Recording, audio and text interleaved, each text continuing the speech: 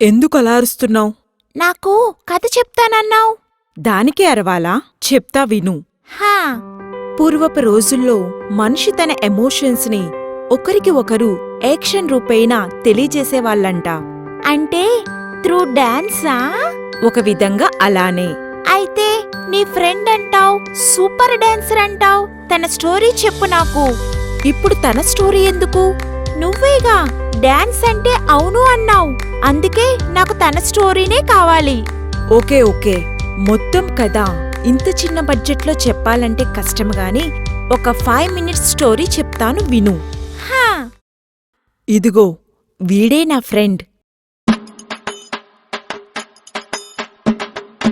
చూసావా ఆ ఫేస్లో ఆ ఎక్స్ప్రెషన్స్, ఇంకా వీడి ఆశ్చర్యానికి అవధుల్లేవు. ఒరే ఒరే, కొంచెం చూసుకుని వెళ్ళరా.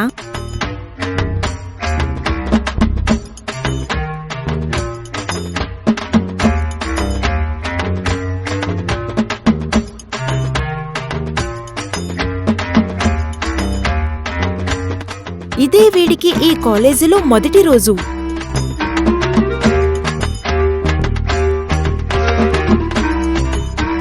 ఇదిగో ఇదే మేము చదువుకున్న కాలేజ్. Wow, colourful ma'am.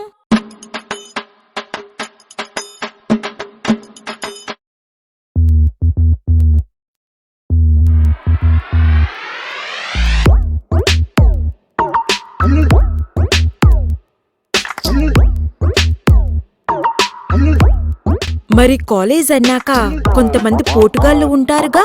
ఆ పోటుగాళ్ళలో ముందు ఉండే పోటుగాడే ఇదిగో వీడే. అందరూ వీడిని సంతు అంటారు.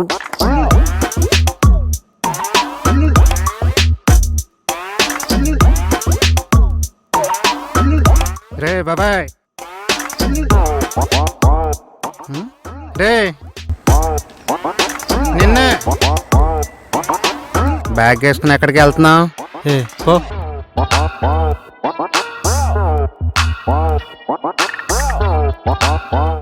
ఇప్పటిదాకా మేము చదువుకునే కాలేజీలో వీడే డాన్స్ కింగ్.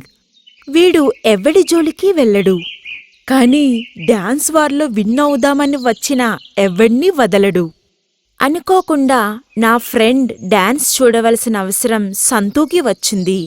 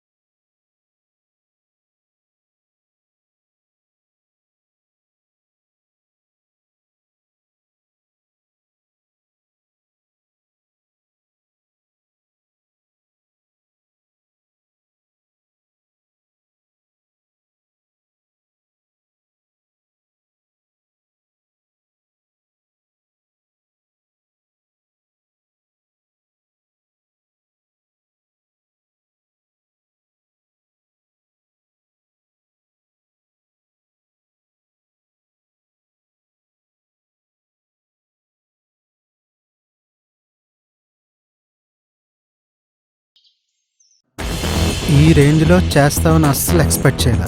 ఇరగతీసేవరా బచ్చా.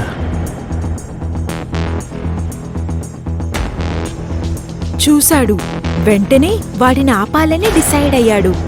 ఇంకా రోజూ వాడితో ఫ్రెండ్షిప్ చేసి వాడి వీక్ పాయింట్స్ని గమనించి వాడు కేవలం ఎమోషన్కే లొంగుతాడని సంతూ లవర్ని వీడికి ఎరగా వేసి మొత్తానికి ఆ డాన్స్ కాంపిటీషన్స్కి రాకుండా చేసి ఎమోషనల్గా గట్టిగా దెబ్బతీశాడు. రే, ఈరోజు డ్యాన్స్ ఆడిషన్స్ కదా, అవి పెట్టుకుని ఎక్కడికి వెళ్తున్నావు? హారికకి ప్రపోజ్ చేద్దామని వెళ్తున్నా.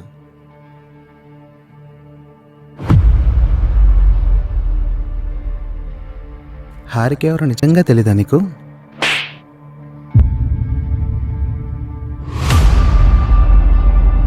ఇదంతా నా ప్లాన్. ఇదంతా నా ప్లాన్ అర్థమైందా నీకు? ఇదంతా ఎందుకు చేశానో తెలుసా? Because of dance competition. Dance కాంపిటీషన్లో నేను ఒక్కడనే ఉన్నాను. నాకు కాంపిటీషన్ అస్సలు ఉండద్దు. దానితో పాటు హారిక కూడా నాది. అసలు హారికని పంపించిందే నేను. ఎక్కడి నుంచో వచ్చి ఇక్కడేంద్రా నీ బిల్డప్? అర్థమైందా? నాకు ఎక్కడే కాదు, ఎక్కడా కనిపించద్దు. అవుట్.